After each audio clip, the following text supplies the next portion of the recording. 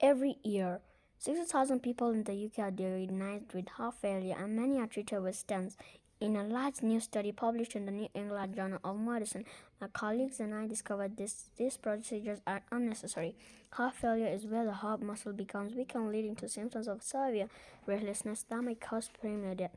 The commonest cause is blood vessels that reduce blood supply to the heart muscle. This is known as coronary artery disease. Person with heart failure is treated with medication and sometimes with specialized pacemakers. Despite this treatment, many patients die prematurely or are admitted to hospital with worsening symptoms. People with heart failure also sometimes have a procedure to insert a stent, a small metal tube that is used to unblock a coronary artery. Stents are placed into the heart arteries by a cardiologist through tubes inserted either into the wrist or the groin and read by X-rays. Trials have shown that stents are a very effective treatment for people with heart attacks and angina, but the effects in patients with heart failure have remained uncertain. Some cardiologists had noticed improvements in patients' symptoms and heart function after stenting, but researchers could not tell if these improvements were directly linked to the stents or would have happened anyway with medications. Without proper research, treatment guidelines for this use of stents in patients with heart failure varied, with the NHS recommending against stenting and European guidelines recommending it in certain patients. In this latest study, the reviewed BCS BCIS2 trial led by Professor Divak Pereira, we tested whether the treatment with stents helped patients to live longer or to stay out of hospital.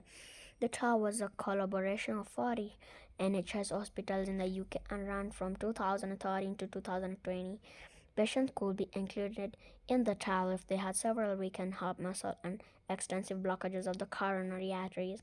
They also had specialized heart scans performed so that stenting could be targeted to the areas of heart muscle that were mostly likely to be recovered. 700 patients took part and half were randomly chosen to receive stents.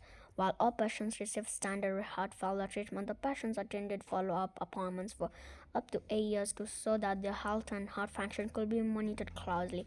An average of 3.4 years after treatment, patients who received stents were just as likely as those who did not to have died or been admitted to hospital with heart failure, showing that the treatment was not effective. Heart scans and blood tests also showed no difference in the heart's pumping strength, supporting of the main trial findings. Our study showed that the patients who had stents had a better quality of life in the first year, but after 2 years, the difference disappeared and patients reported similar health. Although there was no benefit to inserting stents, there was also no sign that stents could harm. More research is not needed. The results of the trial mean that stents should not be used to treat patients with heart failure caused by coronary artery disease unless they have another condition such as angina or a recent heart attack.